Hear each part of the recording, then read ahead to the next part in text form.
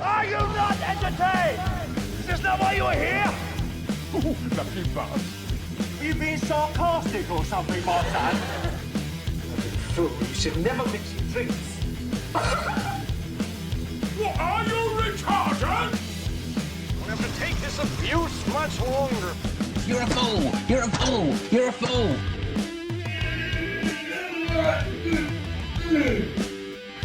Oh, that's what we call diarrhea. You think this is a fucking joke? This ain't Kenny camera. There's no hidden cameras. Oh shit, I've said fuck, oh fuck, I've said shit! Don't be an arse. Get a weapon collector, arse. I could knock him out in the shed. Are you kidding me? That is crazy. I want a katana, a pistol, a shotgun, a machine gun. Stop it, please. For God's sake, please stop it. There's no more time. Is this not why you are here? Right everyone, Weapon Collector here. Welcome to the Halloween live stream. This is going to be something a bit different today. I've never done anything like this. I'm essentially going to be doing a sort of paranormal investigation in my own home. Now I know I've always told everyone that, you know, I don't believe in this type of thing, but that's more out of embarrassment and not wanting to admit things, because I definitely have experienced things, some of which I've told you, some of which I haven't, and some that are happening lately and a lot. So this stream will be that. It will be completely live, but I'm going to have the help of Metallic Reality, and she will be putting on clips and sort of intros and helping me while I stream and move about the house, because I'm going to need to be in one room and then move to another. So while I'm moving to another, we'll cut to Metallic Reality. She can play clips, do intros, go on to the next bit, while I'm taking this camera up into, you know, different rooms to investigate the stuff that's going on. So what has been going on? Well, as I mentioned, I've never really told anyone this because, well, I don't know, I sort of find it embarrassing. I sort of don't believe in it, but if it's happening, it's happening, isn't it? You know, what more can you say than that? But, well, I'll tell you what, I'll go back to a long time ago, when we first moved into this house.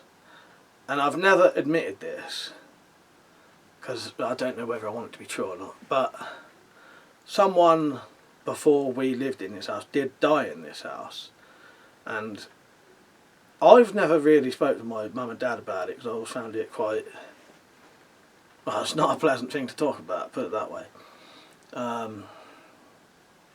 But supposedly someone might have hung themselves in my attic, in my loft that we call it, and there was a rafter that used to go across.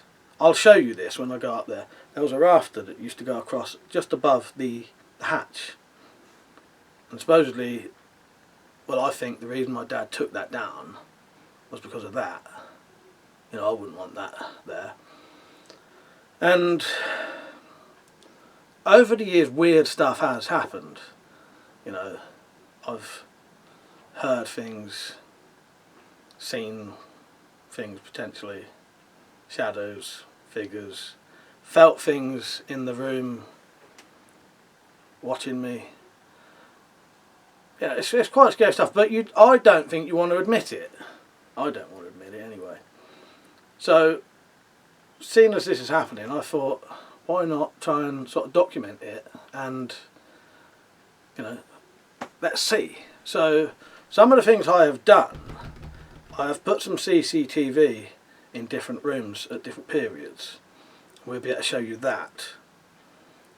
And, well, there's more to it than meets the eye at this point. So as I said, Metallic will be helping me out. This is live. I won't be able to talk to you at the minute. But when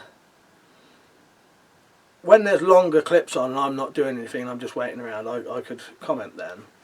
Same with Metallic. When she's not on screen, she should be able to talk to you. So, as mentioned, I will be going around the rooms, investigating, But what has happened? So there's been multiple weird events, noises, weird voices, stuff like that.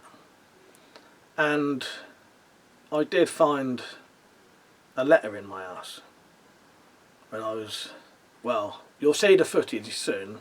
Because what we'll do, when I go into the loft to explain what happened, I'll go over to Metallic Reality and she can play the CCTV and I'll get in the loft while that's happened. I'll tell you what, actually, let's do that now. So let's go over to Metallic Reality and she will play the clip of what happened in the attic recently, or the loft. I don't know why I'm calling it the attic, it's Americanism, but she will now show you what happened in the loft, and while that is playing I'll be able to get up there quickly and actually tell you up there. Right, see you in a minute. Hey everyone, welcome. As Blake said, I'll be helping him tonight introducing the clips that you've sent in. Haven't seen any of them yet, so I'm looking forward to seeing what you nutters have produced. Now, for Mike's CCTV, shall we see just what happened in his attic?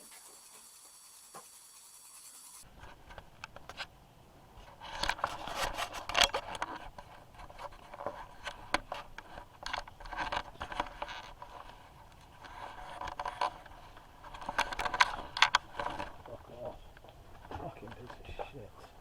You're terrible fucking thing.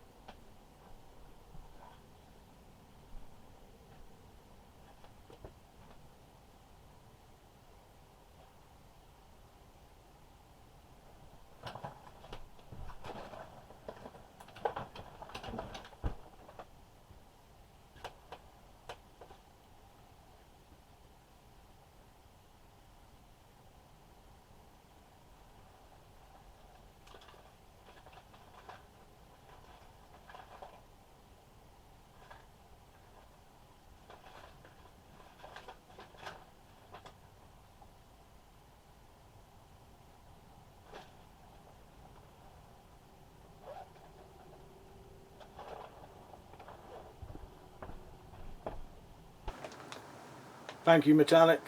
Appreciate that.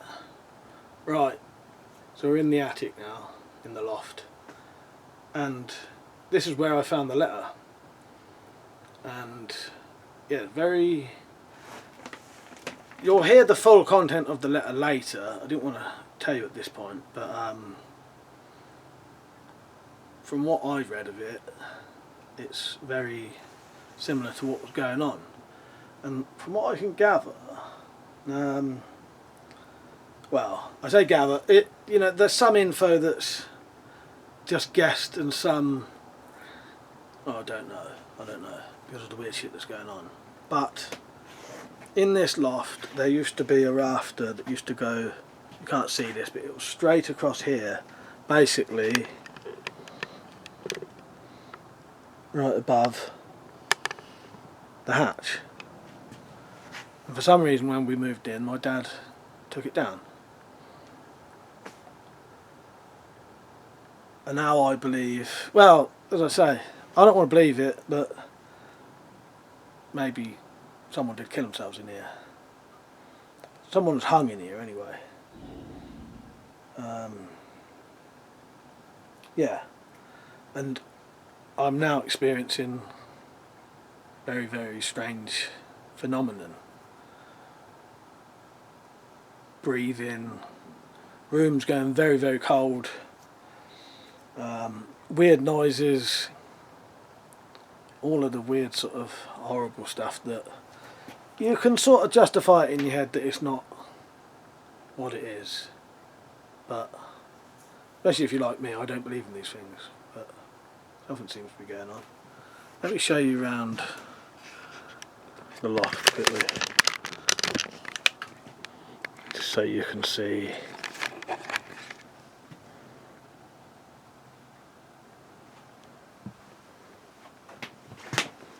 I'll slowly walk you around.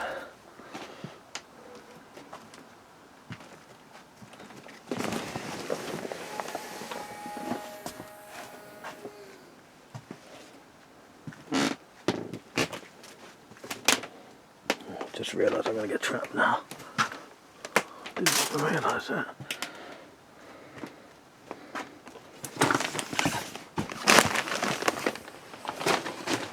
Don't worry, there's not anyone there.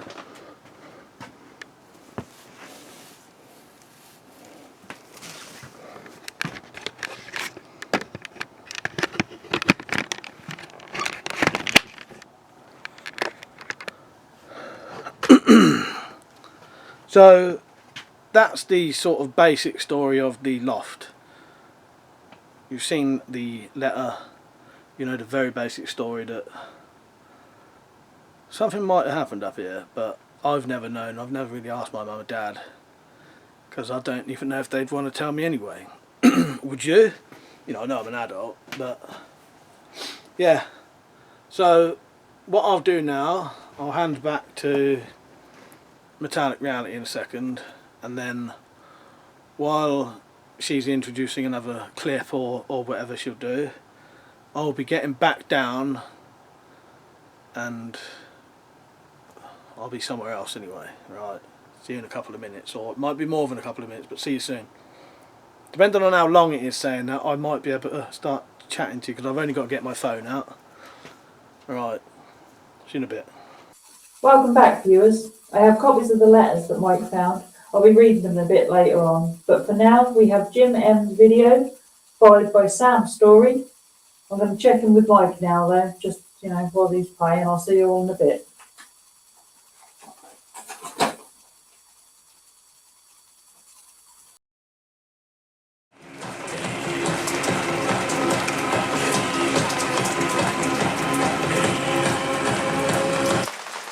Hello, you alright?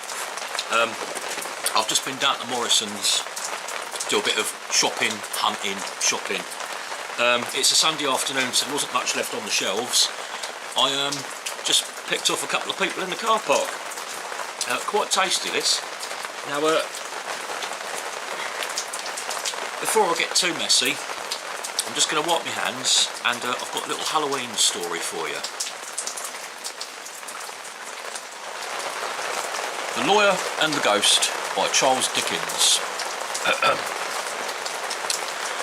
I knew a man, let me see, 40 years ago now, who took an old, damp, rotten set of chambers in one of the most ancient inns that had been shut up and empty for years and years before. There were lots of old women's stories about the place, and it certainly was very far from being a cheerful one. But he was poor, and the rooms were cheap, and that would have been quite a sufficient reason for him had they been 10 times worse than they really were. He was obliged to take some mouldering fixtures that were on the place, and among the rest was a great lumbering wooden press for papers, with large glass wooden doors and a green curtain inside. A pretty useless thing for him, for he had no papers to put in it. And as to his clothes, he carried them about with him, and that wasn't very hard work either. Well, he'd moved in all his furniture, and it wasn't quite a truck full. He'd sprinkled it about the room so as to make the 4 chairs look as much like a dozen as possible, and was sitting down before the fire at night, drinking the first of 2 gallons of whiskey he'd ordered on credit, wondering whether it would ever be paid for, and if so, in how many years' time, when his eyes counted the glass doors of the wooden press. "Ah," he says, If I hadn't been obliged to take that ugly article at the old broker's valuation, I might have had something comfortable for the money. I'll tell you what it is, old fellow, he said, speaking aloud to the press, having no one else to speak to. If it wouldn't cost more to break up your old carcass than it would ever be worth afterward, I'd have a fire out of you in less than no time. He'd hardly spoken the words when a sound resembling a faint groan appeared to issue from the inside of the case. It startled him at first, but thinking on a moment's reflection, it must be some young fellow in the next chamber who'd been dining out, put his feet on the fender and raised the poker to stir the fire. At that moment, the sound was repeated, and one of the glass doors slowly opening disclosed a pale and emaciated figure, in worn apparel standing erect in the press.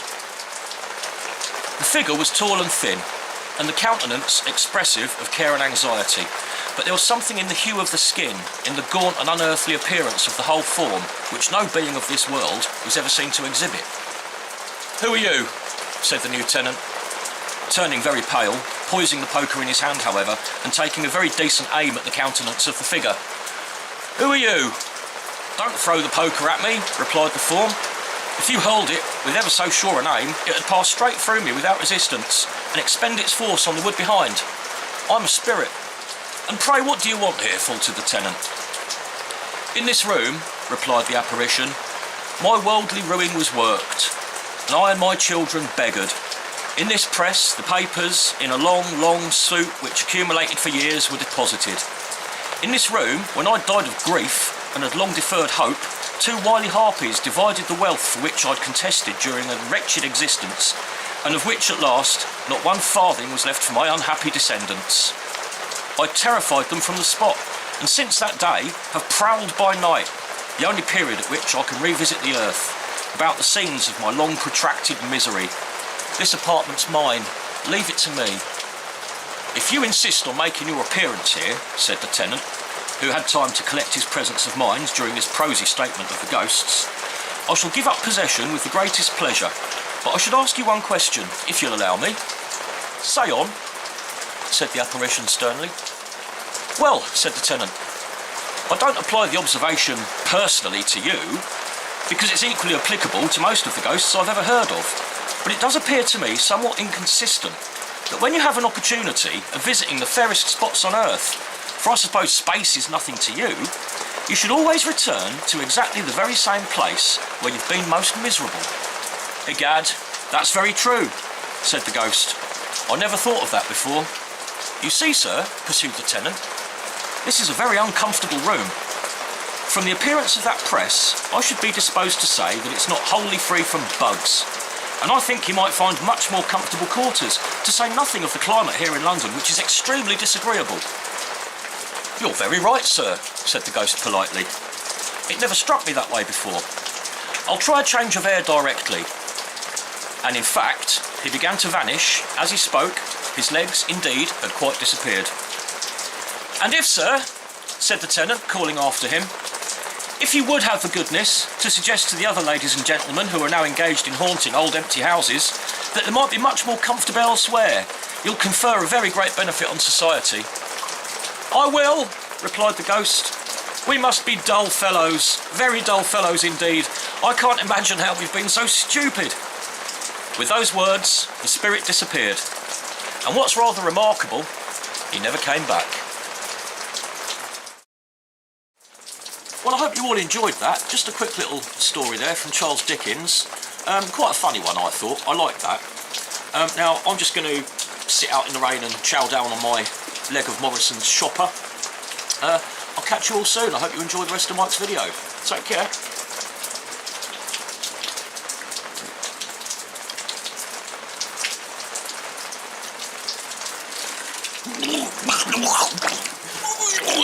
Oh, bad move. I think that bloke must have had something wrong with him.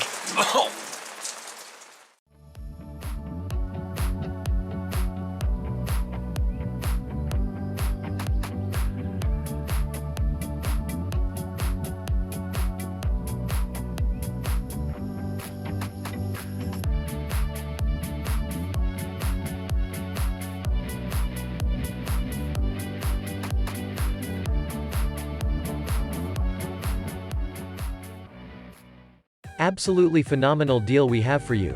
Forecast is one of the top-selling mugs ever. Straight from the W.C collection. Amazing nuances of color. One of a kind. Left or right-handed. This is a one-of-a-kind mug only sold at the W.C merch store. Now at only £9.99. Worth at least £199. Never burn your mouth again. Keeps hot drinks hot, and cold drinks cold. Do you like water?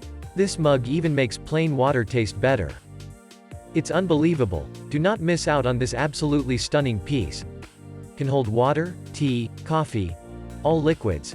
Not piss, or diarrhea though, so don't even try it. Available worldwide in all the colors. £9.99. Get in early.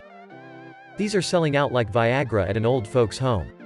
Get yours now. Link is in the description. We have 1 million of these mugs in stock right now. Do not miss out. My name is Don. I bought this mug to support Weapon Collector, but it actually made me the coolest person in my village.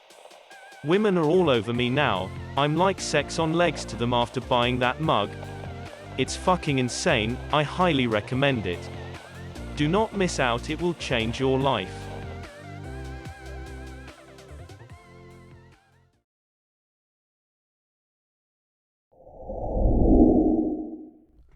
This is Sam's story. I've mostly lived my life in the middle of nowhere. I would happily walk the dog as a kid in the pitch black, with an old torch that weighed a ton. I'm talking 6-volt battery size of a small shoebox type thing. That would put out less than the average mobile phone these days. Anyway, middle of nowhere, pitch black, windy, stormy weather doesn't bother me. There was a couple of bunkers all over the country called ROC posts. During the Cold War they were continuously manned and would plot and triangulate ground zero of nuclear bombs. I've visited loads of them in the 2000s, slightly before I had a smartphone, so they were just downloaded as points of interest on a sat-nav. Was over Peterborough way, so found the nearest one and drove along some back lanes, parked up and jumped out the car. It was a cold, very windy night, walking from the road through some woods. Something just felt a little off, but I managed to find the typical concrete surface features. This was one in average condition. The hatch was wide open. So I climbed down and instantly heard voices outside. Impossible due to being 15 foot or so underground, and it being really windy in the surface. I took a few photos, almost expecting an angry farmer to greet me as I climbed back up the ladder. I paused for another shot, but by this time I didn't even notice the wind. I could just hear voices. So I got out and headed to the car rapidly, and also surprised not to bump into an angry landowner. Drove the 45 minutes or so home and went to bed. Went to work the next day, still thinking no more of the night before. Obviously back in 2008 smartphones weren't really a thing, so when I jumped on my computer the following evening to go through my pictures and looked up some history of that particular bunker, it turns out the farmer had hung himself on the ladder years ago.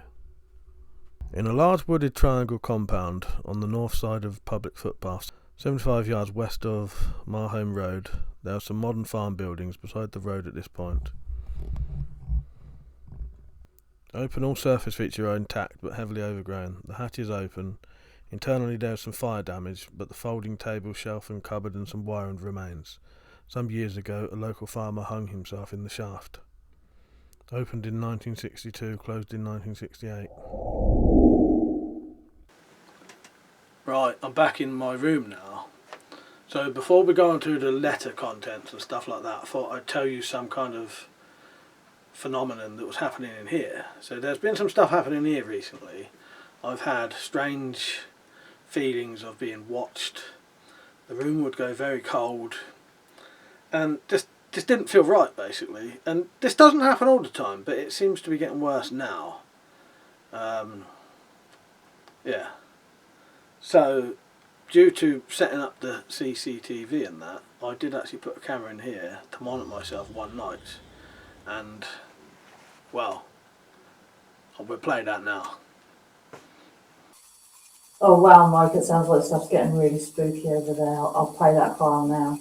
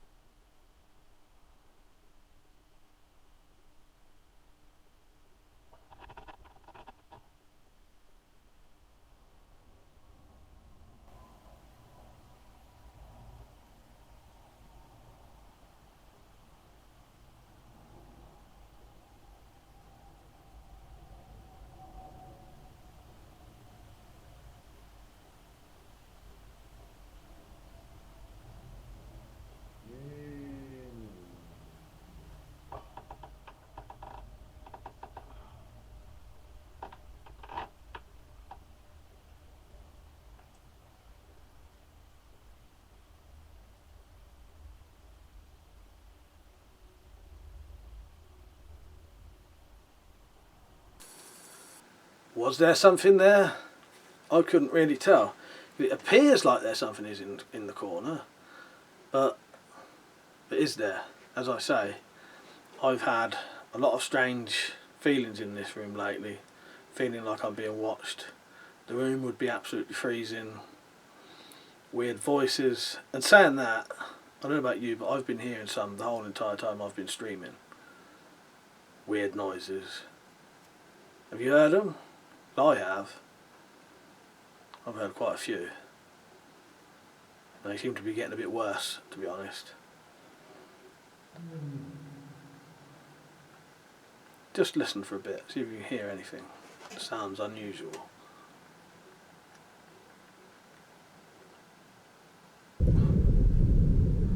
See? It's definitely weird noises.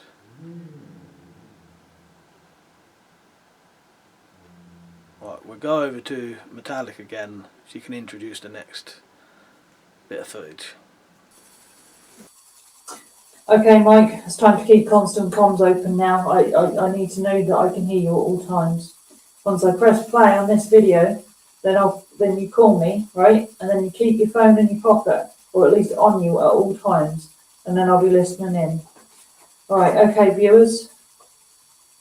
Here we have Bob's video, followed by an anonymous story entitled Volunteer Fireman. Here you go. Hey everyone, this is Bob. My channel's name is Bob942. I live in Seattle area, United States, Washington State. And I think this is the third year in a row I participated in Mike's Halloween videos. So we're in a new house now, and I'm going to talk about the rental that we lived in for about 10 years, and then prior to that we lived in my mom's house taking care of her until she passed away. So let's go right to mom's house. I was at my mom's side when she passed away, and I believe she followed me for a couple of years to the new house, because occasionally I would feel a finger poke in my ribs, and that's how my mom used to get my attention. Boink, boink, and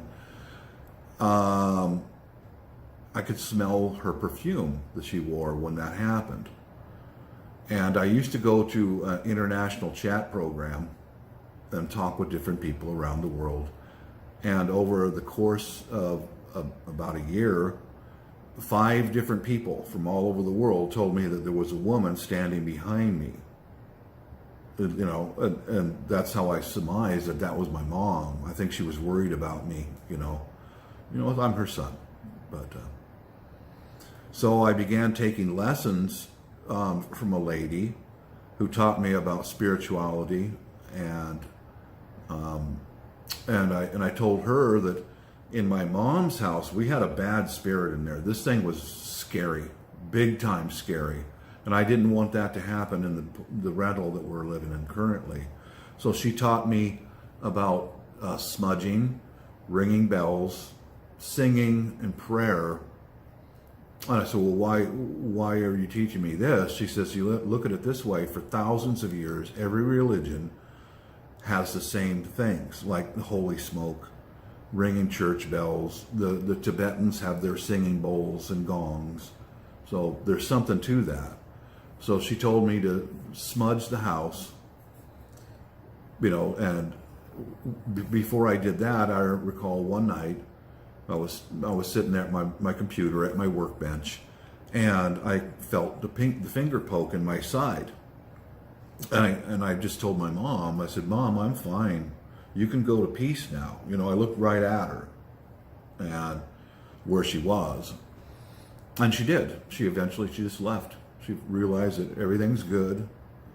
Her son is fine. So later after that, there was another spirit that was in the house, and I think it was the prior residence to that rental, because we discovered that rental house because of an estate sale. We went in there and bought a table from that estate and discovered that the place is up for rent, and we rented it and we lived in there, and I believe that's who this last spirit was. But she wasn't harmful. She just seemed to be kind of lost. So I would pray for her, and the lessons that I learned about the smudging and all that, and I smudged the whole house.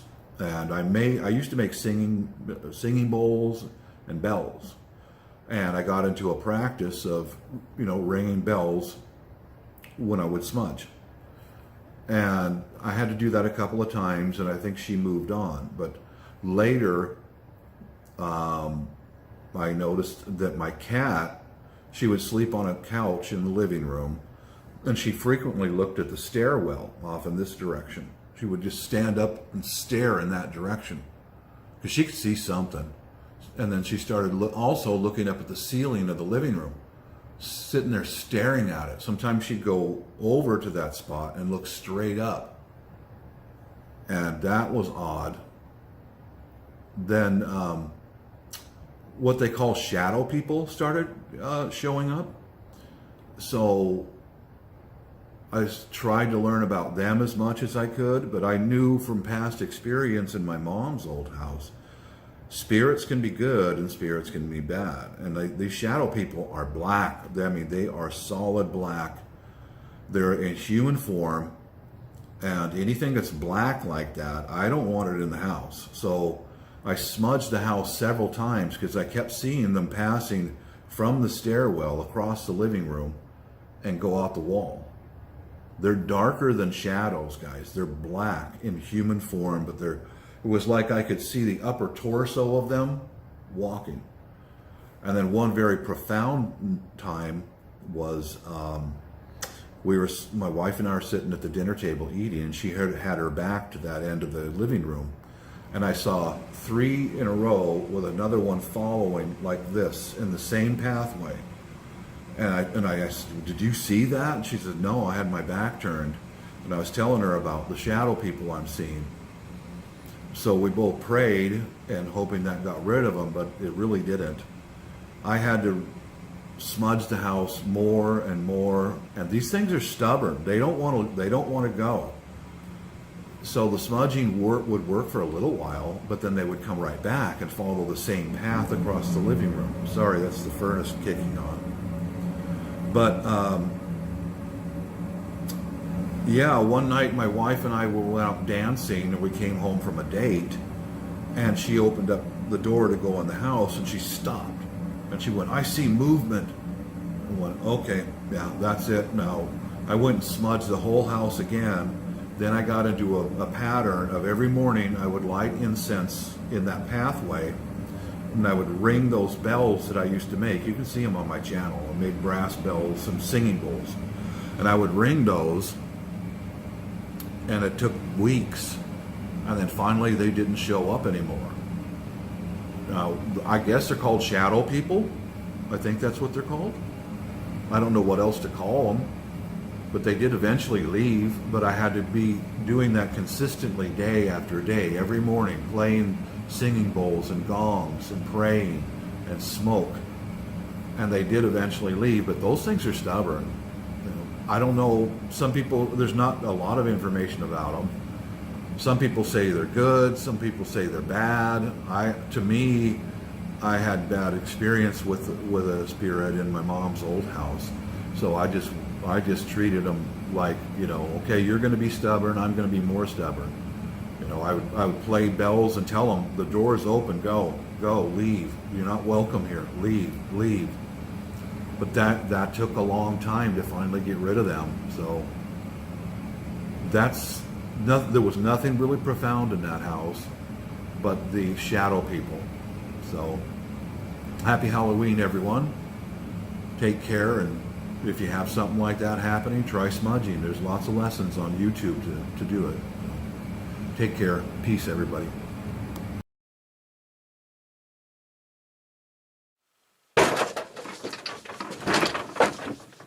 Found ya. Stay on the floor, shut your cake hole, and use your King Lears for once in your life, you fucking mug. It's a tough world out there for a grizzled East End enforcer.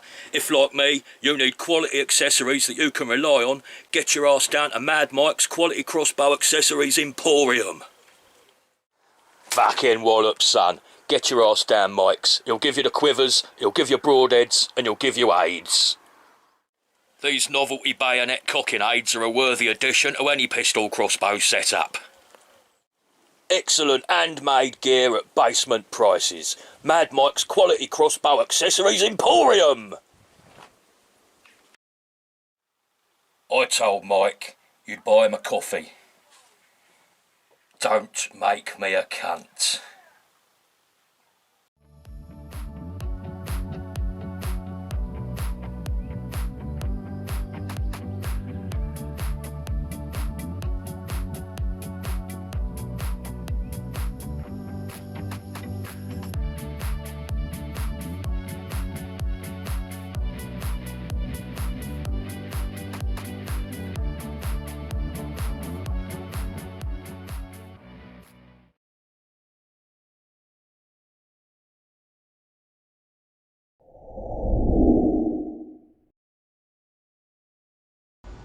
This next story was sent in to me anonymously.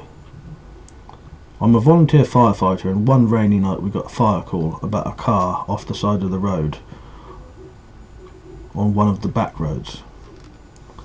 So I drove to the firehouse and get there at the same time as another older, more experienced member does.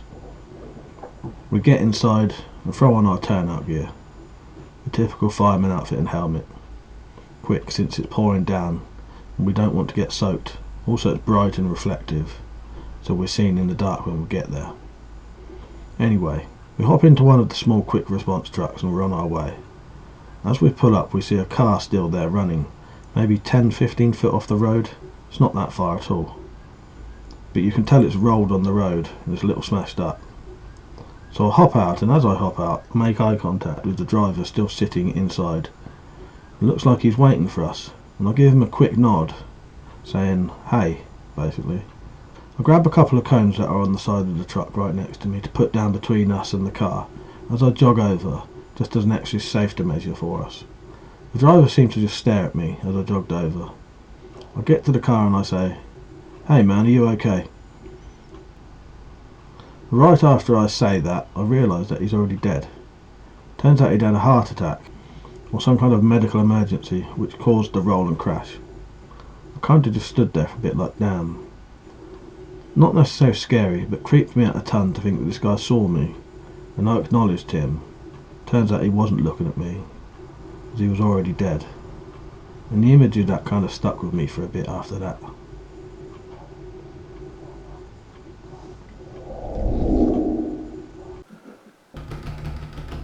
Can you hear that noise now? I'm sure that's coming from downstairs. Let me get the... Let's go and investigate. Right, hang on.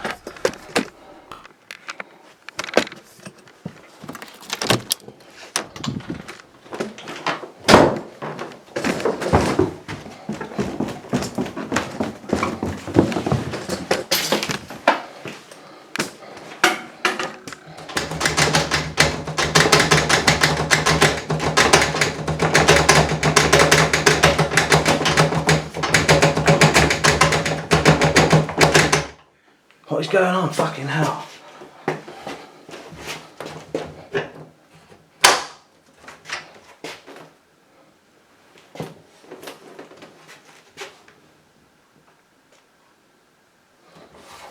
Nothing in there. Fuck's sake. That is fucking weird. Nothing in there at all. Bastards. Right, I'm going to go back upstairs. That's creeped the fuck out of me.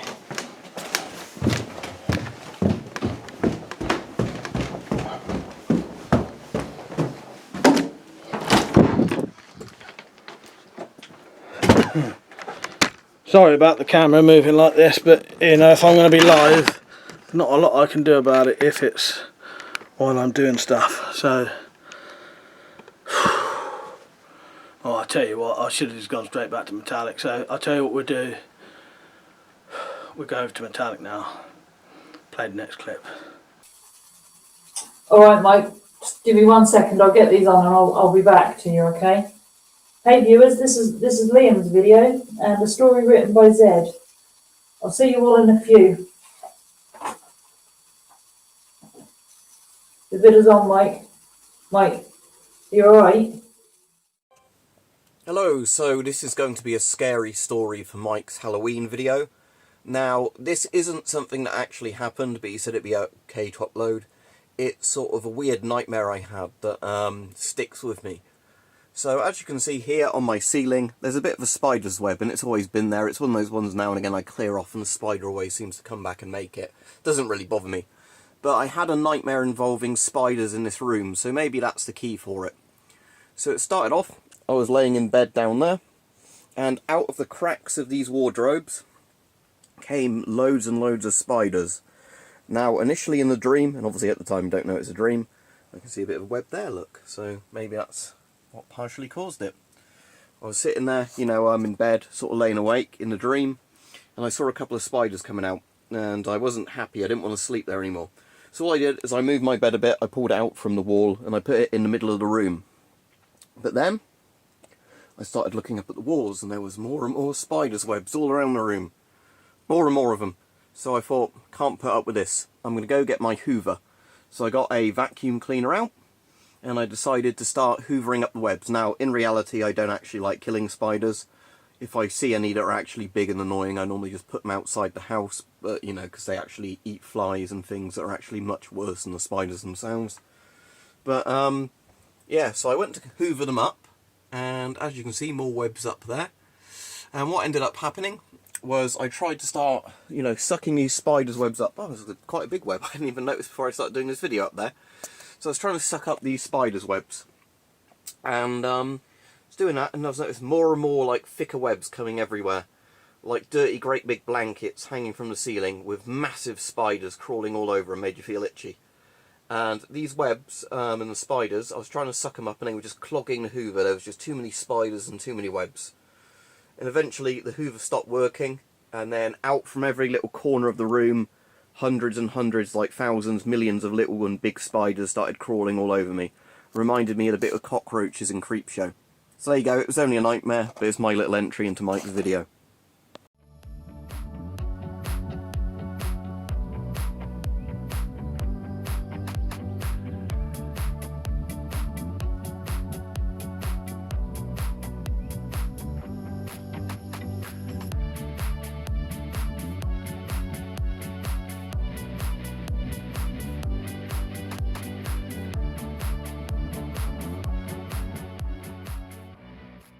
After a hard day's graft, nothing quite relaxes me like a nice cold pint of vodka.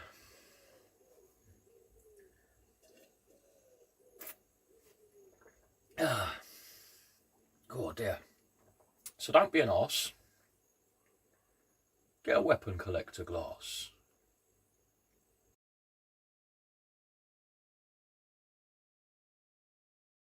The Night the Ghost Hunters Came by Zed Not Z. It was 8:30 on an early February evening, and the local ghost hunting club had been here for half an hour. They had quickly set up their equipment, and they were now sitting around in my sitting room. There were 5 of them, 3 men and 2 women, all in their early 20s from the look of them. They'd introduced themselves as Jonathan, Andrew, Lawrence, who appeared to be the leader of the group and hadn't looked pleased when I called him Larry when I asked if he took sugar in his tea, Sadie, and Naomi. They were drinking their tea and discussing their plan of action for the night, while we waited for the 6th member of the team to arrive, which was their medium, Beatrix. I sat in my comfy armchair and studied them. They were all from the local university and thought rather highly of themselves, as their parents were rather well off and paid their fees without bothering with grants, as they put it, unlike the other students. I was beginning to regret agreeing to let them come. It had been my son's idea. "You'll love it, Dad," he told me. "You always enjoy watching this sort of thing on the telly. This way you'll get to see it all firsthand." Well, he was right there, and so far what I was seeing was a bit boring. Still, I thought, things may get a little more interesting when they finally get going. Then the doorbell rang. Seeing my guests were still busy arguing about whether they should do a seance, the Ouija board, or the radio thing first, I stood up and headed for the front door. "I'll get that, shall I?" I said, and got no answer. I stepped into the hall and opened the door. In front of me stood a girl, again in her early 20s, dressed in a voluminous black coat. After inviting her in, I took her to the sitting room, where the others were waiting. As soon as she got there, she let out a low moan and said, "Oh, I can feel a spirit in this house. An evil spirit." She said it with such an eerie tone that it fair gave me the creeps, and I quickly glanced around in case there was indeed an evil spirit creeping up behind me, intent on some kind of wickedness. But there was nothing there, of course. The horrible creature was just putting it on for her audience, and looked a bit disappointed to find the cameras in the sitting room weren't turned on. After she sat down in my favourite armchair, which irritated me a bit, she hadn't even asked if it was free, and meant I had to sit on one of the chairs I brought in from the dining room. The conversation continued whilst I went and made more tea for them. They could certainly drink a lot of tea, I noticed. This was the 3rd mug for all of them, apart from Beatrix. When I'd come back from the kitchen and handed out the steaming mugs of tea to everyone, Lawrence told me they'd decided to interview me on camera before moving on to one of the more scientific parts of their investigation, and told me to wait for a couple of minutes while they set everything up. It took them a fair bit longer than a couple of minutes, however, but after a somewhat agitated discussion about lighting and making sure that Lawrence was in shot, they were ready to start. "Well now, Mr. Beddington, as you're aware, your house has a reputation of being haunted. Strange lights flickering while the rest of the house is dark, and the sound of voices." I smiled at him. "Ah," I said, "I don't know that's all that strange. I sometimes like to watch the television with the lights out, and there's no point in lighting the whole house up if I'm in just one room, is there?" Lawrence didn't seem very happy with my reply for some reason. "No, Mr. Beddington. I'm talking about when the house is empty, and apparently lights turn on and off by themselves during these times as well. Have you ever experienced anything like that?" "No, I can't say I have," I told him. "But then if the house is empty, that would mean I'm not here either, so I wouldn't be around to experience anything, would I?" Lawrence sighed. "No, Mr. Beddington.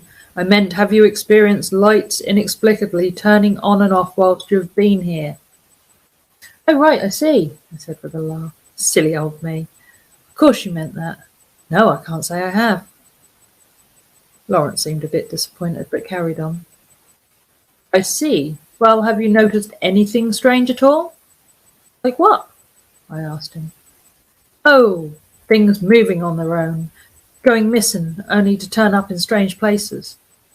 I shook my head. "No, nothing like that." Lawrence sighed again. This was obviously not what he wanted to hear. "How about strange shadows moving around the house? Have you seen any of those?" "What kind of strange shadows?" I asked. "Ones that look like a person was making them. You know, the ghost." Couldn't resist it, I'm afraid.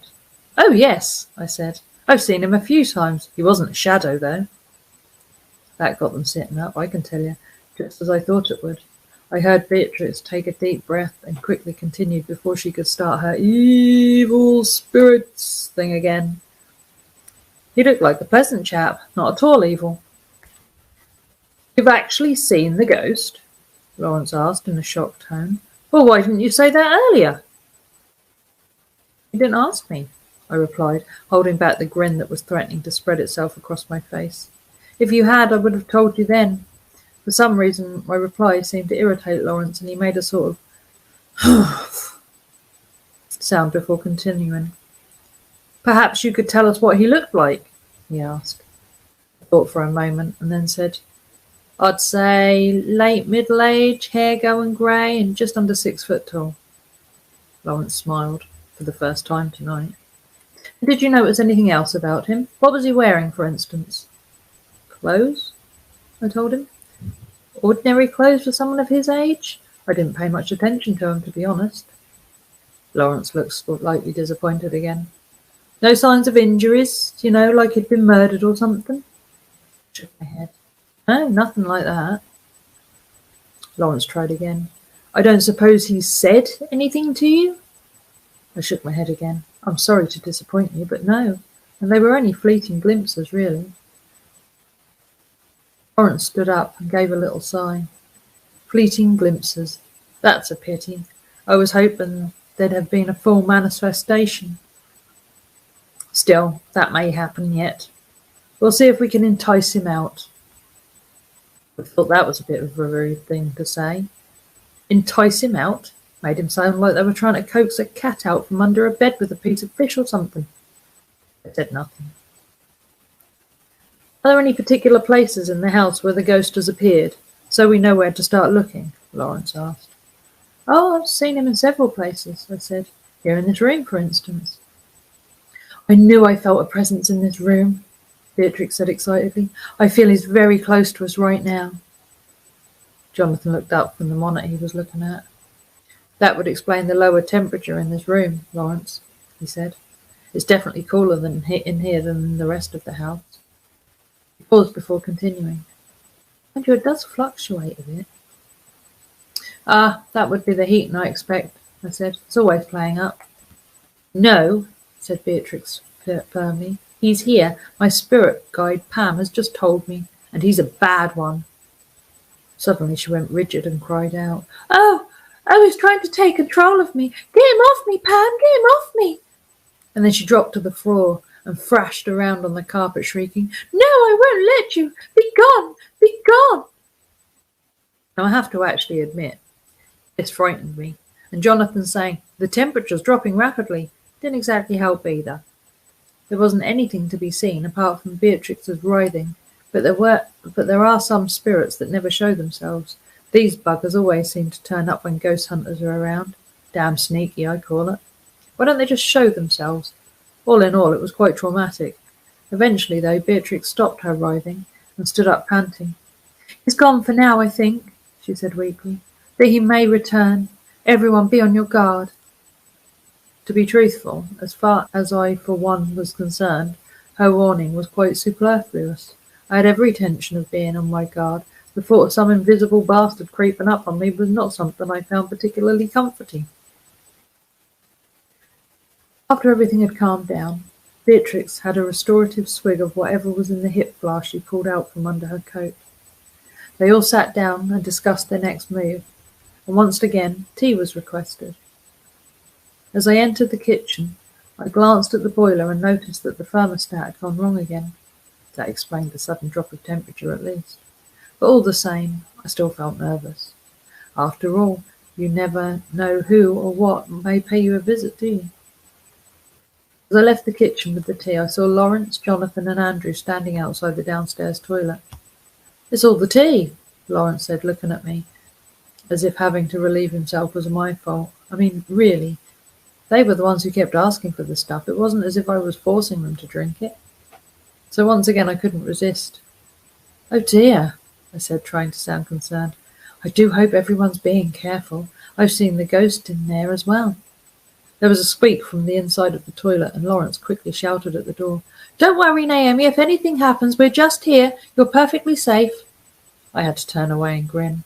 Yeah, right, I thought. You nearly wet yourself when I said that. If anything did happen, by the time she opened the door, it would be too late for your trousers, that's for certain. After they had all relieved themselves and started on their tea, they decided to try the ghost box. The fact that this didn't go well was, I admit, partly my fault. It didn't help when I told them that I didn't think ghosts were likely to bother with ham radio stuff. It was explained to me in a long and rather boring detail that the device picked up the dead's voices by tuning into white noise, which dead people could use to communicate with the living. Then, after we'd spent half an hour listening to the unpleasant crackling noises the thing gave out, whilst Andrew fiddled with the dials, a somewhat distorted and sort of fractured voice came from the speakers. This got them very excited, of course. In hindsight, perhaps I shouldn't have ruined it for them by telling them I thought the voice speaking was German. Lawrence got even more excited at that for some reason, until I told him what it was saying. I wouldn't get too excited, I told him. It's some fellow talking about his dinner. I could make out the words Abenderson, Schwilleniflish, and Kartoffeln, which means dinner, pork, and potatoes. There was something else, but I couldn't quite catch it. Probably peas, though. I paused for a moment. Ah, yes. And he's having a beer with it. Sorry, it looks like you've got a German ham radio fellow there. Lawrence gave me a filthy look. Then another conversation started. For 5 minutes they argued, before finally deciding that they should give up on the ghost box and start with the Ouija board. I wasn't too keen on this, to be entirely honest. Those things could be dangerous, and I didn't want them bringing anyone, or anything for that matter, that was nasty into my home. Lawrence laughed at my fears and said there was nothing to worry about. If anything like that happened, Beatrix would do a cleansing and get rid of it. I have to say I wasn't keen on Beatrix doing a cleansing. I was pretty sure she was a charlatan and would only make things worse. And besides, I didn't like the sound of cleansing. It sounded unpleasant. However, I finally agreed to letting them give it a go. It didn't take them long to set everything up, and soon we were all sat round the dining room table, with our right forefingers resting lightly on the glass tumbler. Around it were the letters of the alphabet, and yes and no written on cards. For a couple of minutes, Beatrix intoned, in what I imagined was her best mysterious voice, "Is anyone there? Does anyone want to talk to us?" Nothing happened, of course. And then she started on the "use our energy to communicate with us" thing that I'd seen on ghost hunting television programs. That was enough for me. I stood up and I said, "If you want them to leech off your energy, that's up to you. They are definitely not getting any of mine. I've told you, this sort of thing is dangerous." Then I walked over to my favourite chair and sat down. There were a few murmurs about this, and I'm certain I heard the words "miserable old fart." This annoyed me, so I folded my arms and said, "Well, if you insist on risking it, get on with it. Whatever happens is your own fault." Lawrence stared at me for a moment, then he laughed. "There's nothing to be scared of," he said, grinning. "I've already told you that ghosts can't really hurt you, you know." "Can't they now?" I said, grinning back at him. "Then carry on, and if you get one, we'll see if that's true or not." So once again they placed their fingers on the glass, and Beatrix said, "If there's anyone there, use our energy to communicate with us." Then the temperature began to drop. "It's not the heating playing up this time," I told them. "I reset it. It should be working fine now." Beatrix suddenly went pale. "Can you all feel that?" she said, sounding worried. "That sort of strange feeling, like something being sucked from you." "Yes," Lawrence said, sounding slightly shaky. "I can. Is it affecting everyone?"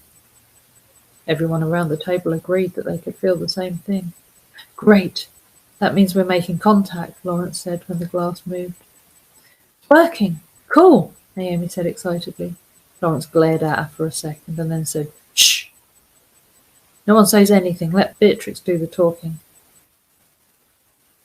Slowly, the glass moved from letter to letter, spelling the words, I am here. For a couple of seconds, they all sat just staring at the glass. Then Lawrence gave Beatrix a nudge. Oh, yes. Who are you? Can you tell us your name? The glass started moving again, spelling out the name Billy. Billy? Beatrix asked. Billy who? Once again the glass moved, but more quickly this time. Bloody Billy, it spelled out. Bloody Billy? Lawrence asked. Who was Bloody Billy? I jumped to my feet. That's it! I knew something like this would happen. I told you it was dangerous, but would you listen? No. Now you've gone and done it. You've called him up, I told them. But who is he? Lawrence asked worriedly. Don't tell me you didn't do any research on this road, I asked. Are you retarded? Bloody Billy was the name given to the murderer back in the 1970s.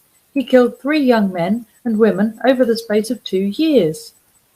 He hit them over the head with a cricket bat, raped them, tortured them, then killed them with a big knife. Then he dumped their naked bodies in the river. He was never caught, but the murders stopped when the local MP who lived at the end of this road died.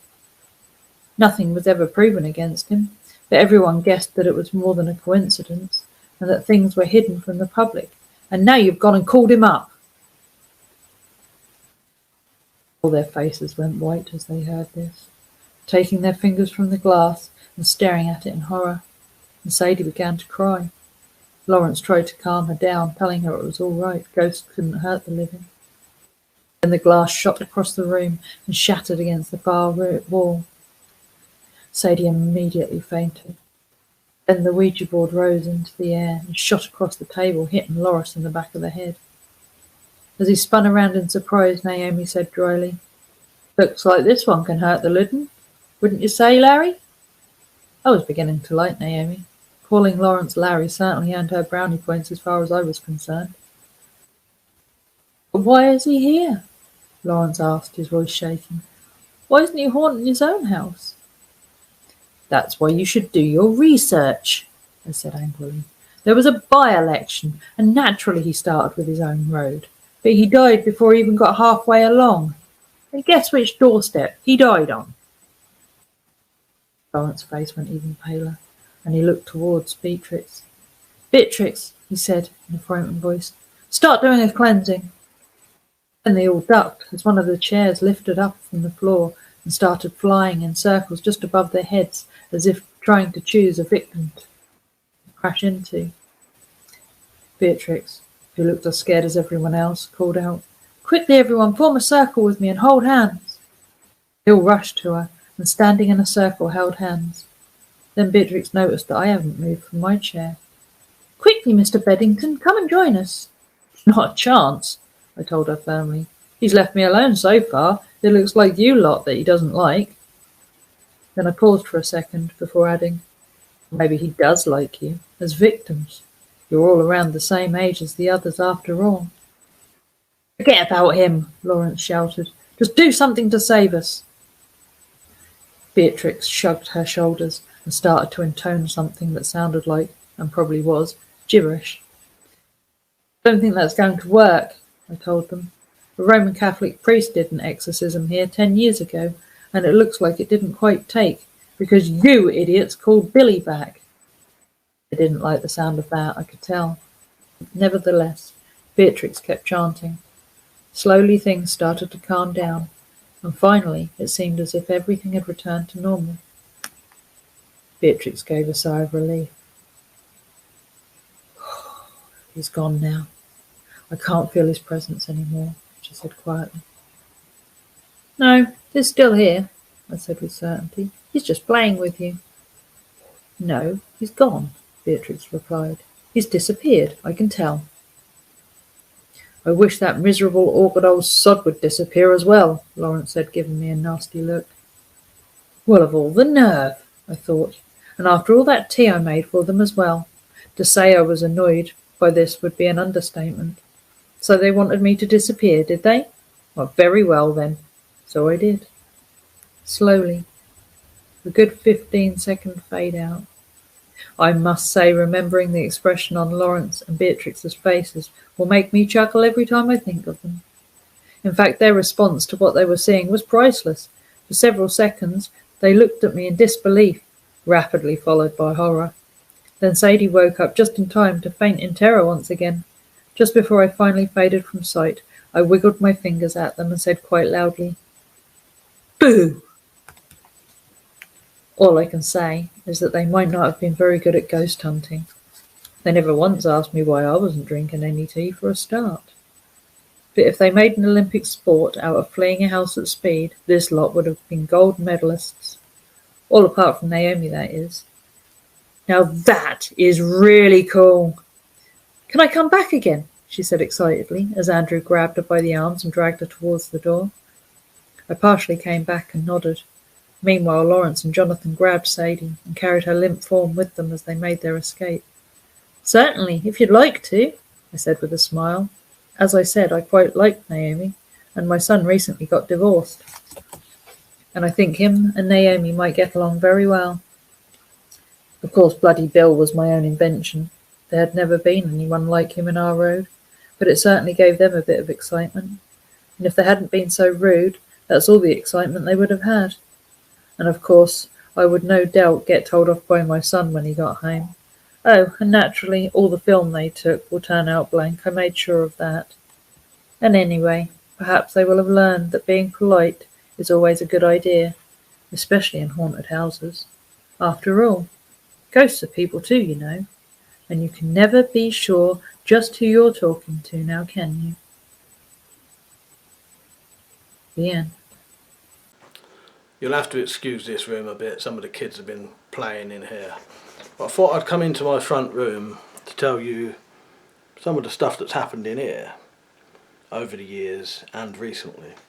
So I think one of the very first strange events I ever had was in here. Many, many years ago, the smoke alarms would go off for no reason. And when I say no reason, it was almost like a warning. I'm sure I didn't smoke at the time. And also this happened to multiple people, which makes it even weirder.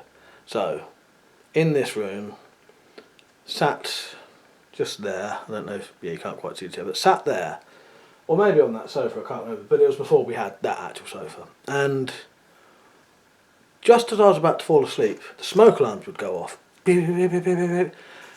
Just as she was just about to nod off, and it was... Is that weird? I don't know. If it happened twice in one night, though, I think that's weird. And if it happened to multiple people, that's a bit strange. And then the other one was when I was in my kitchen. I'll probably show you this from a different angle later after we've gone back to Metallic and she can do that. But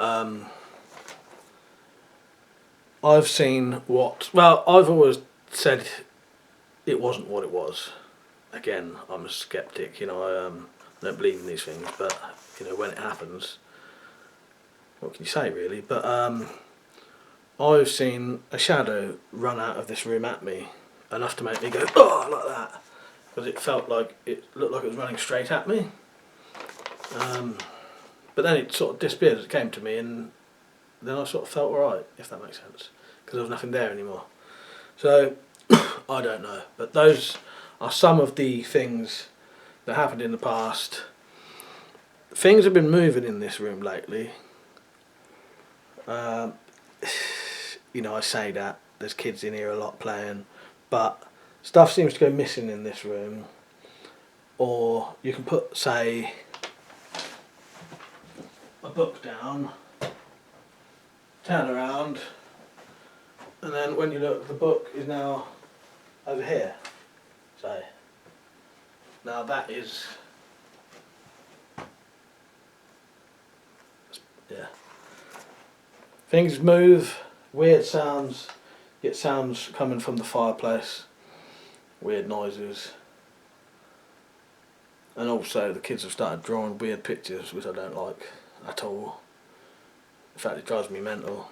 But this is one of the drawings they drew, and I literally have no idea what this even is. Like you'll see what it is, but I don't know what it's supposed to be, who it's supposed to be.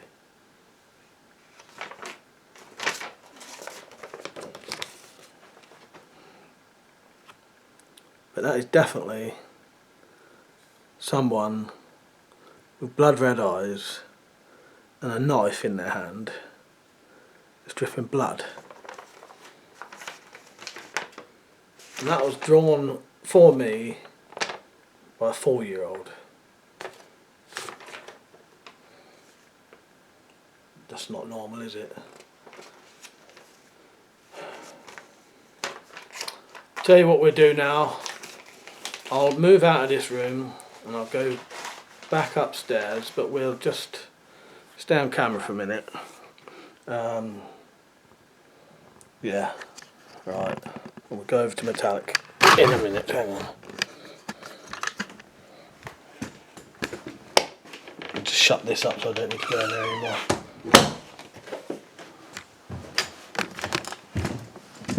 Go back upstairs for a bit.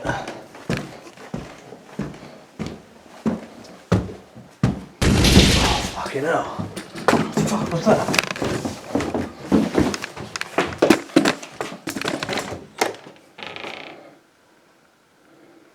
Fucking Christ. What's going on? Fuck. There's fucking shit everywhere. Oh, it's freezing in here as well. Fucking hell. Oh, good God. There's literally fucking shit everywhere now. This room was completely clean a second ago, as you saw. I don't know what to do. Fucking hell. Oh, it's just getting worse now. I don't know what to do.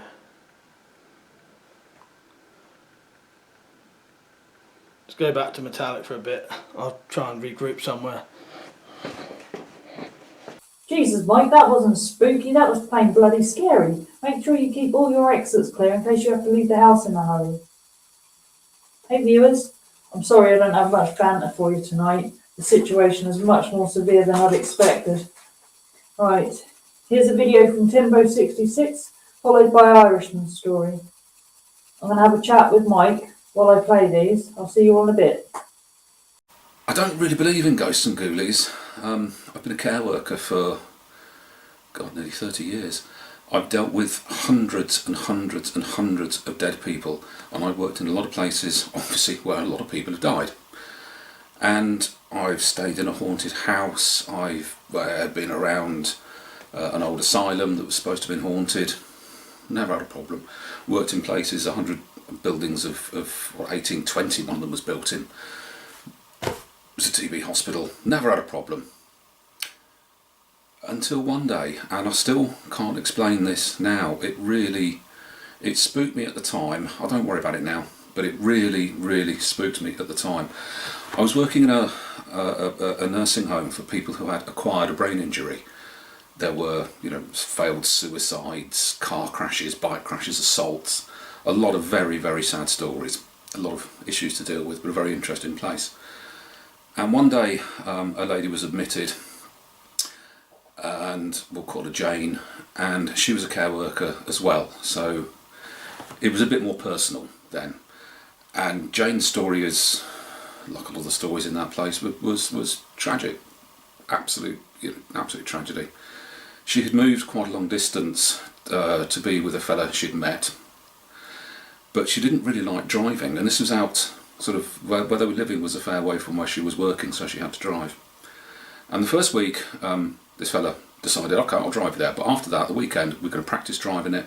You'll practice driving this route, learn the route, not a problem. So, out they go, she's driving, a couple of miles down the road, pulled onto a fairly ill-maintained road, and in front of them was a builder's truck, and the truck hit a big bump, and a scaffold pole came off and just smacked the side of her head. Left a devastating brain injury to the degree that she couldn't move, she was incontinent, needed feeding, couldn't speak, just had these expressions sometimes. One of the other consequences of this accident was that something had hit her shoulder as well. causing it to sublux, which is like a partial dislocation. So instead of coming sort of all the way out the joint, it sort of goes. But you can imagine it's extremely painful, and it took us a while to learn how to massage it all back into place. And she was in a great deal of pain when it happened, and pain relief was available but not particularly effective. And this lady, sometimes she would be lying in bed in agony, just looking at us with this kill me, kill me, kill me sort of expression. The euthanasia will come around, in my opinion. It's going to have to. And so she had a pretty miserable life. There was a lot of family dynamics. The parents hated the boyfriend because he'd taken a little daughter away, and as a result of seeing him, she had suffered a pretty devastating, terribly devastating brain injury. So there were a lot of issues to deal with there. There was a lot of friction in the family. There was a lot of things. It didn't help that poor old Kate obviously didn't want to be alive anymore. She just, you could see it in her expression. Just every time we went in there, just come on, do it. And several times I said to her, you know, I would if I could, Kate, seriously. But, you know, also that's then counted as murder. And you also know that the time will come, it'll be too late for you. I didn't tell her that bit, obviously. And so one Saturday afternoon, I went into work, 2 o'clock. This is a bit odd. It's very, very quiet. There's hardly anybody around. It's not wrong. So I walked into the office, and the senior nurse is there. I said, what's the matter? And she went, oh, you know, Jane, we'll call her, yeah. She died this morning. I said, oh, well, in some ways it's a blessed relief for her, I would have thought. But it affected everybody because she was a care worker. The horrible circumstances around her accident, a lot of us got quite emotionally involved with Kate. It was a hard thing to see. And I said, okay, well, you know, let's be blunt and honest. Someone's died. We need to clear the room because we'll fill the room in a few days' time. Might sound callous, but that's the way it goes. And the boss sort of looked at me and she said, yeah, we were waiting for you to do that. I said, oh great, why me? She said, well, these things don't seem to bother you that much. I thought, well, yeah, they do bother me actually, but I just don't, you know, I don't let it show. So, oh yeah, all right then. So you've been waiting for me all day, lovely. Have my uses. So I walked down the corridor, opened the room, opened the door, and as soon as I stepped into that room, there she was, top left corridor, looking down at the corner, looking down at me. I could just see her face, just looking at me with this fury and disgust and horror and this kind of, why did you let me suffer like this? And it took me 15 minutes to clear that room, and I spent 15 minutes talking to this, well, I could see quite clearly in the corner by the ceiling. 15 minutes of talking to her, apologising, so sorry, you know, we did the best we could. It was really, really, really spooky. And I'm sure I'm sure she said something to me as well as I was putting stuff into boxes and bags. I can't remember. I can't remember what it was. I don't have that. The whole thing was so spooky. I could see her and I could hear her, just in the corner, by the ceiling. It was really the spookiest, oddest thing that has ever happened. Anyway, I finished packing up, walked out, closed the door, and just thought, what the hell was that? Was it my imagination? It must have been. But it felt so real. And I walked back into the office, and the senior nurse was there, and she just looked at me and said, you all right? I said, no, not really. What do you mean? She said, she was there. She was there. She was there in the corner. I could see Kate in the corner. And I talked to her. And the senior nurse, who again had been in the trade for a long time, just said, yeah, everybody felt that. Everybody who's been in that room has seen her or heard her or felt her.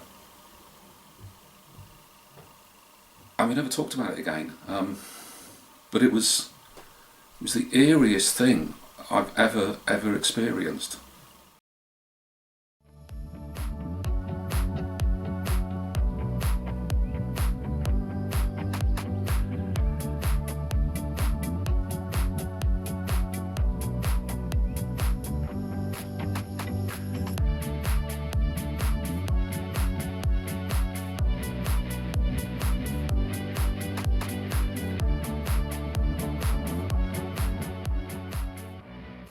When you do things and you do it full throttle, get yourself a Weapon collector water bottle. It squeaks. I got cranberry juice in mine.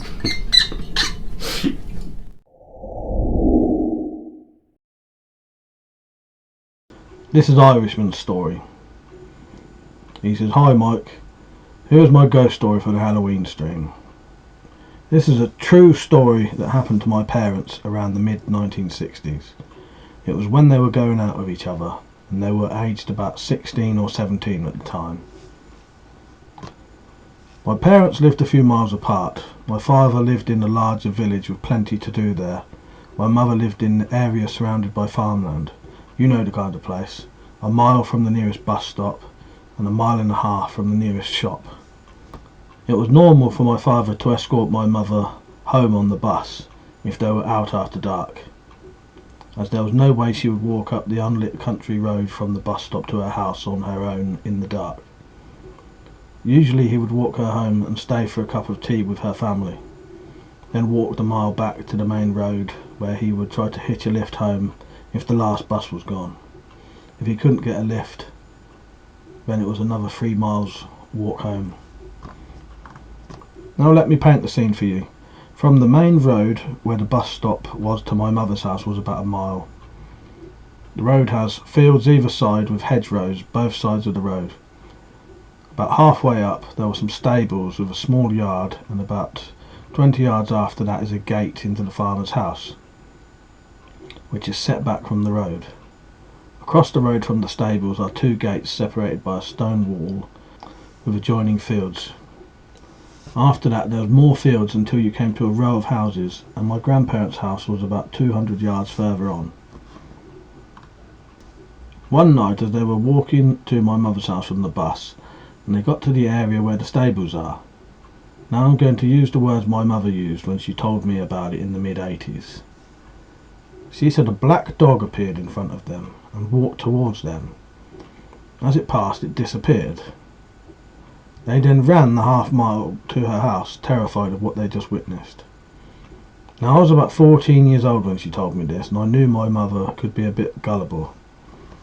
So I said the dog probably walked into one of the gates or a gap in the hedge and walked into the field, or walked into the field through another gap.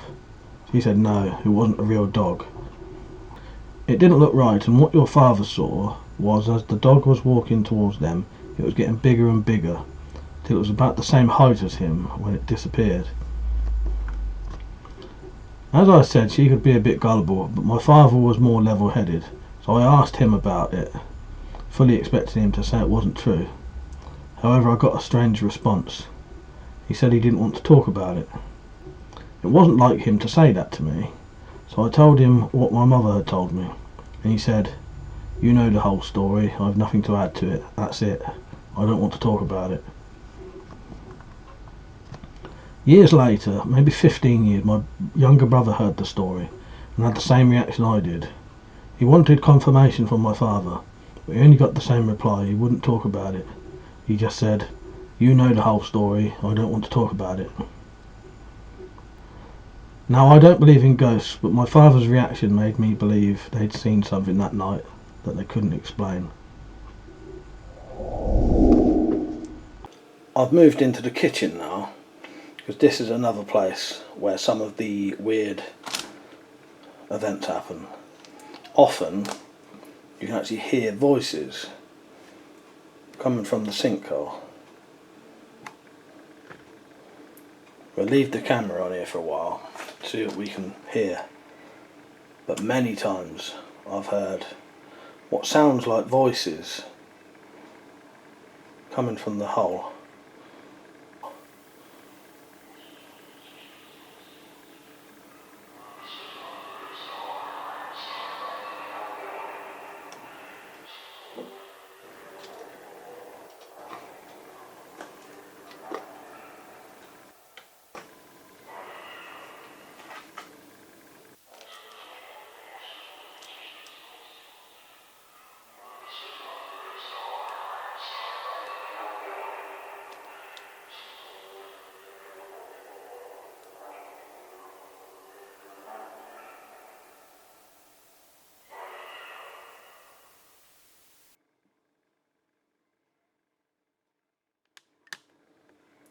That's just come out of the...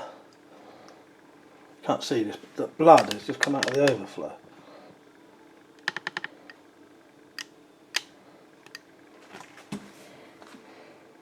Stinks as well.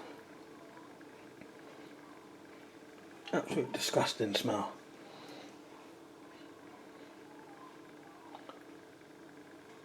I'll tell you what now, we'll go back to Metallic Reality. She can start reading out the first letter. I'll now read the copy of the first letter that Mike sent me. I'm sorry I haven't had time to read these in advance. It's been quite a busy build-up. Right, here we go. Wednesday, the 31st of October, 1984. To whom it may concern, if you found this letter, I know that the evil is still present within these walls. I have experienced some terrifying and unnatural occurrences in recent hours, and I'm in fear of my life. At first I believed there was an intruder in my home, hearing footsteps, coughing, a deep unearthly voice speaking in an unknown language. I felt as though I was being watched by hateful, unseeing eyes. The clock stopped at 10:30 p.m, and shortly after that all hell broke loose, banging, slamming doors, lights flickering, and the TV changing channels of its own accord, whilst I watched, frozen, as the dials moved by an invisible force. It became so cold I could see my breath as if it were the depths of winter. I don't know how I escaped. I wrote this with hands still trembling and heart still pounding. I will return to the house one last time to hide this letter, together with the journal entry that I found that explains the origin of this presence. When daylight finally arrives, I'll return to do this and leave that house for the last time. I will remain hidden until then, and hope that this and the ancient pages that I believe saved my life will also save yours. For the love of God, run! Bloody hell, Mike. I'm really starting to get a bit worried now. I'm wondering if the apparent suicide was something more sinister.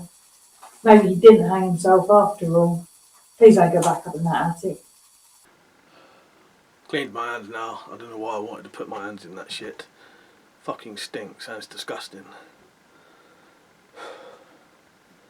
So, you've now heard Metallic actually read out the letter, and well, now you know. I'm pretty sure what that person described is exactly what's going on now. It's in the same house, and I now suspect that that's the person who killed themselves, or was killed. We don't know at this point, but it does seem like there's definitely more to it. I don't know, it's pretty fucked up, but the things they described in that letter is exactly happening to me now. And it's fucking terrifying. I'll tell you what we'll do. I need to regroup for a little bit. I'm going to go back to Metallic for a little bit, and then we'll come back to me when I'm ready. Hi viewers, here is Stu's video after a couple from Tactical. I'm going to get back to Mike now. Oh, probably should play start, shouldn't I? Hold on, bear with me. You alright, Mike? I'm back again now.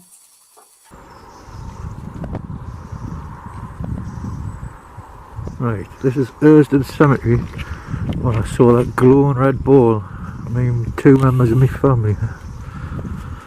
I sort of come down and have a look, show you where I saw it. Obviously I'm not coming at night time, near chance.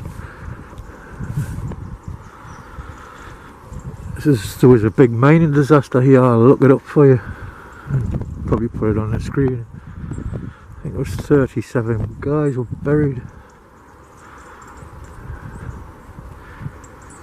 But yeah, we got to about here one night.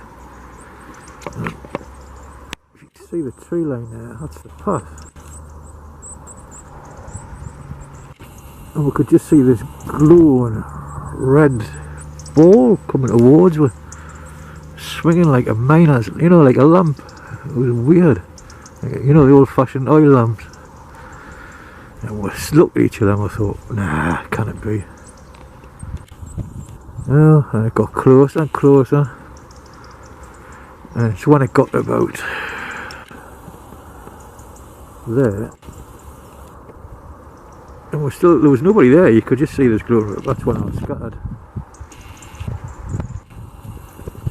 Scattered back to the gate there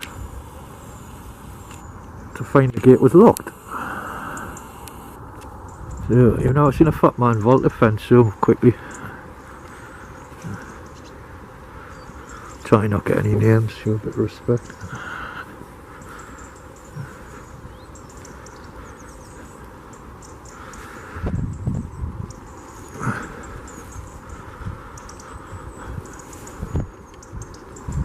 Yeah, so this is the track, this is the path, the ball.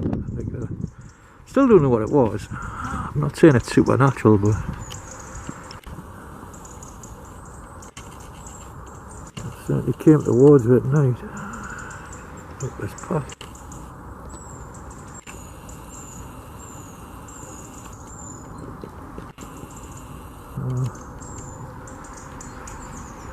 Still to this day I haven't been brave enough to come back at night to have another look. Quick scan around.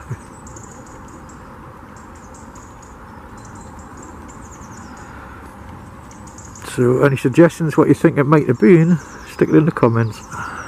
Cheers out.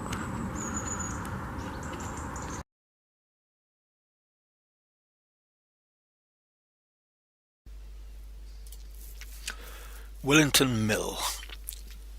It's a famous British haunted house. The story of the mill was reported in an early issue of the Journal for the Society for Psychical Research in the 1880s. It was owned by a Mr. Proctor who was quite used to the ghosts. The following extracts give some idea of the manifestations. When two of Mrs. Proctor's sisters were staying at the mill on a visit, their bed was suddenly violently shaken, the curtains hoisted up all around to their tester and then as rapidly let down again, and this again in rapid succession. The curtains were taken off the next night, with the result that they both saw a female figure of mysterious substance and of a greyish-blue hue come out the wall at the head of the bed and lean over them. They both saw it distinctly. They saw it come out and go back into the wall. Mrs. Davidson's sister-in-law had a curious experience on one occasion. One evening she was putting one of the bedrooms aright, and looking towards the dressing table, she saw what she supposed was a white towel lying on the ground. She went to pick it up, but imagine her surprise when she found out that it rose up and went behind the dressing table, over the top, down onto the floor, across the room, and disappearing under the door. It was then heard to descend the stairs with a heavy step. The noise which it made in doing so was distinctly heard by Mr. Proctor and others in the house. The old mill foreman once saw a bald-headed luminous figure at a window. The body was brilliant, diffusing radiance, then it turned bluish and gradually faded from the top down. One of the little girls living in the house said on one occasion, "There's a lady sitting on the bed in Mama's bedroom. She has eye holes but no eyes, and she looks so hard at me."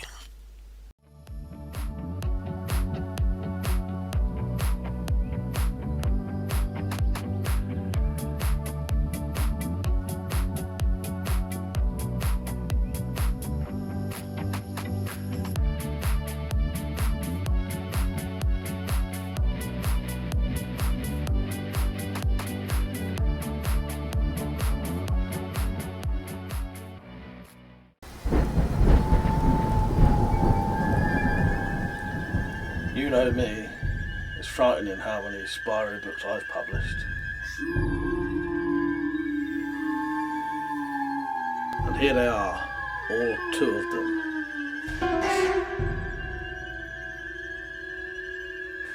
Get them now from all good Amazon stores.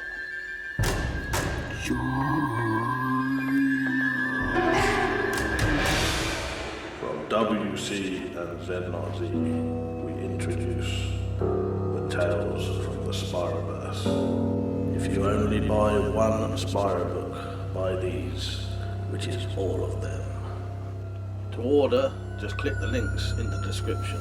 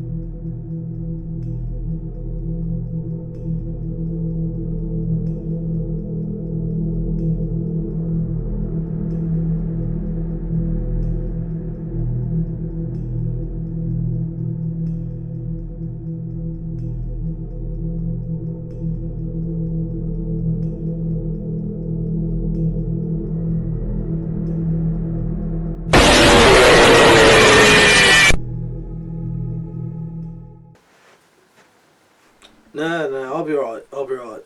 It's still doing it now. Still banging now.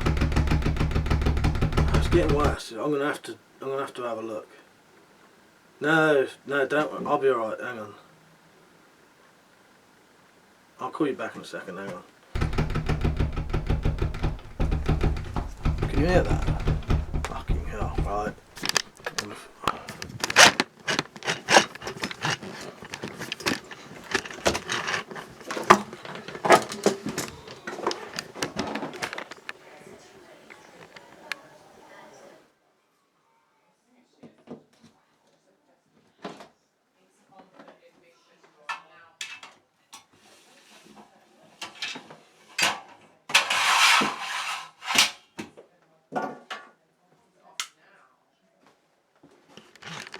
Put the camera up first.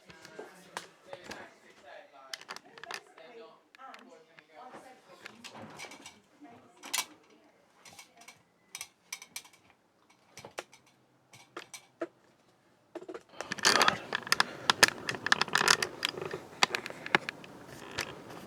There's nothing up here. Well, it doesn't look like it anyway.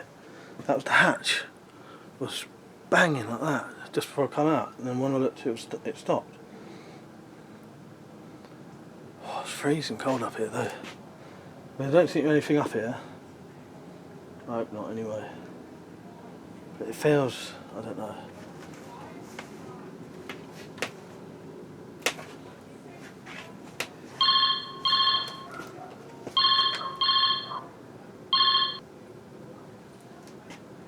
No, it's alright, there's nothing up here. There's nothing up here, don't worry about it. I'll be alright. I promise you, there's nothing up here at all. There's nothing. No, it's alright, don't worry, I wouldn't risk it. But I'll tell you what, you read out the last letter, the journal. Read out the journal, and I will get back to you in a minute. Well, when you're done anyway. Right, I'll send it over to you, hang on.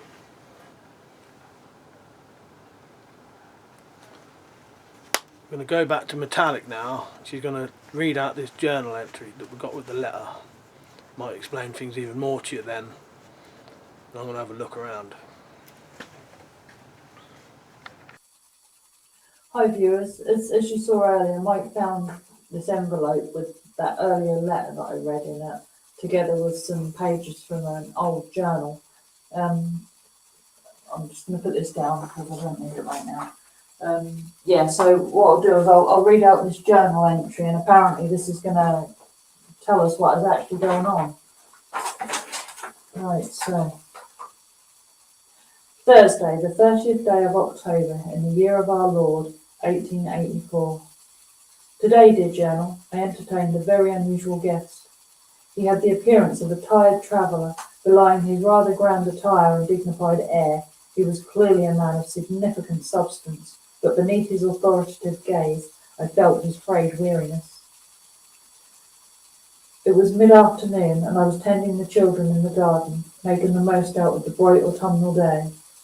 They were carving out demonic faces from some of the larger turnips we have grown this year, in preparation of tomorrow night's celebrations. I had already polished the old horseshoe on the front door to ensure us of no ill fortune.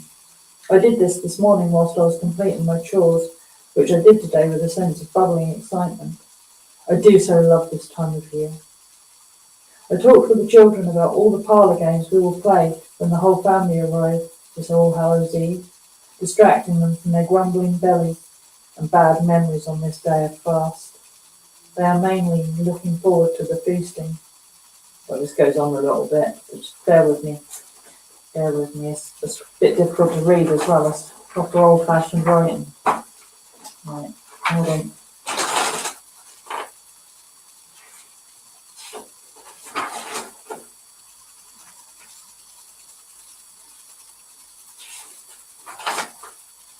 Here we go. My strange visitor strode up the path as if he belonged here, like he was returning home after a long trip. I ushered the children indoors, slightly wary of the unexpected stranger. He approached me with an open and sincere smile, held out his hand and introduced himself as Mr. Thatcher. His smile seemed to wipe away the weariness, but didn't quite reach his eyes. It was a toothy smile. I felt I only noticed this because of his startlingly white and perfectly even teeth, which struck me as odd considering his advanced years. I would say he was at least 65 years old. After I introduced myself, he explained he was once resident here, hence his apparent familiarity with the property, and asked if I could tour the garden with him and, if my husband was at home, perhaps also the house, as it was the anniversary of his beloved wife Margie's death 40 years ago. She had died in childbirth, along with their long-awaited and much-anticipated first child. My heart instantly opened to him, as today is also the anniversary of my dear husband's untimely death, now 3 years past. I felt moved to confide that I had indeed no husband from which permission could be sought, as he too was no longer of this earth. Mr. Thatcher took once more my hand, and as I looked upon his sad, sympathetic countenance, I must confess my heart fluttered in a way that has been dead to me for many years. A flicker of expression crossed his face too quickly to define, and my blush was settled into a sense of calm and ease. I bade the children return to the jack-o'-lantern carving once more, with a warning to be cautious of the sharp implements that they were using.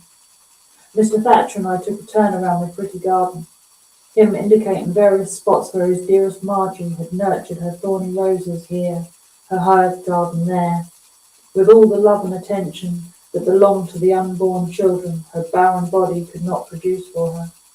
His exuberant joy at seeing the growth of our cherry tree was a delight to behold, and to discover that it was his own hand that had tended the fragile seedling with care and dedication, so that it was now stood strong and stable in my garden, as if it had always been. This goes on a bit. Hold on. Let's get to the point, love. I haven't got time for this, I'm afraid. Here we go. Looks like they're getting on quite well. As he gratefully sipped at his teacup, a shadow crossed his face. He put his cup down carefully and reached into his pocket. The paper that he withdrew, he handed to me. It had writing with the appearance of a stanza written on it in a foreign tongue. The words seemed to shimmer and sway. Slowly they seemed to resemble familiar words. I will copy it down here. Oh dear. Right, I'm going to attempt this. Neural blab yelnuts noil remrandic eleven that'd be click rock knots we nede unotra nalinkan Delora Enoch Sourgourd Celia Detached Druade Rehectat Telegram Rojan Nohochri Norimak Dividayan Asenid. Oh God. Okay, right, look, I'm really sorry. I think I'll have to practice saying this for a bit. While I do that, you can watch. Oh, hold on. You can watch. Bear with me. Right, next we've got a video from Chris. I'll just grab my tablet and I'll attempt to get that gibberish a little bit more sensible sounding. Okay. Right. This is from Chris. I can't remember what the title was. There you go.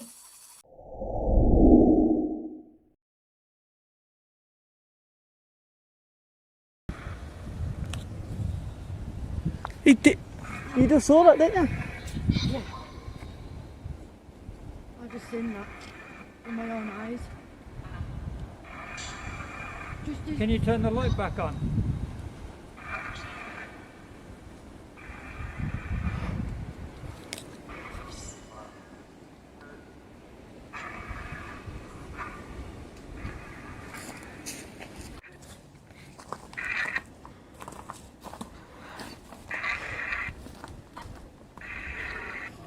Do that. Yeah. Do it. Do it.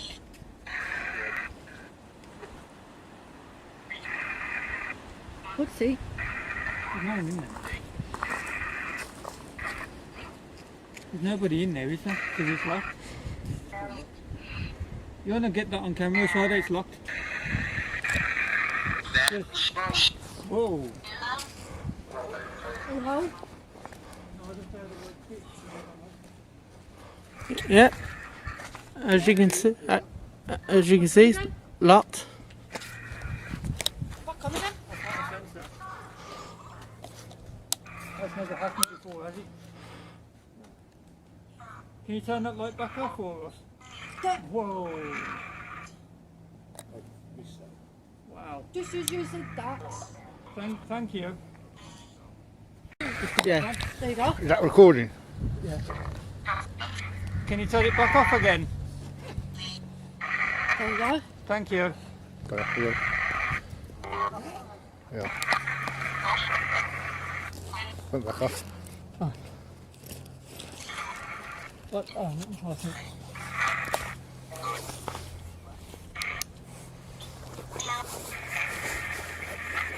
Oh, I'm gonna have to. I'm gonna have to document this myself. Still recording. Yeah. That is strange, man. Why would a light keep coming on and off? Turn that light back on for us. Off when there's nobody in there. Do the lock. We're gonna keep trying and see if it keeps happening. Yeah, there we go. It's come back on again. We flip the camera around so you can see. If you got that. That is weird. No, it's just gone on. And there's nobody there. Stop the recording. Oh, there we go. We can see much better with it facing that way. Okay, let's go closer to it again.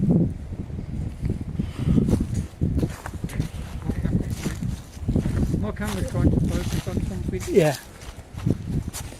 There, look. Oh. Thank you for turning up. What was that? Don't know. Saw it down there. I ain't going down there to check it. No, what was that? Someone just ran past. That just caught me off guard a little bit. Didn't want to look. Yeah. I want to see if the camera can pick it up in it. Inside. Yep.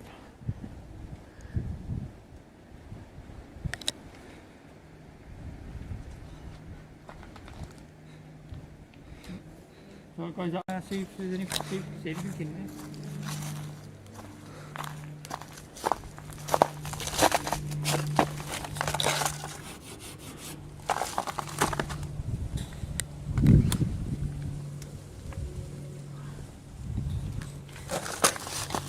Make it come on again. I know you're probably getting tired of it. Open up the door again.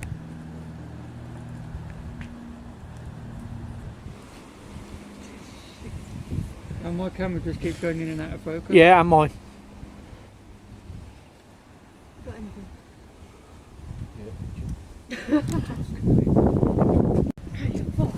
Thank you again. What's that?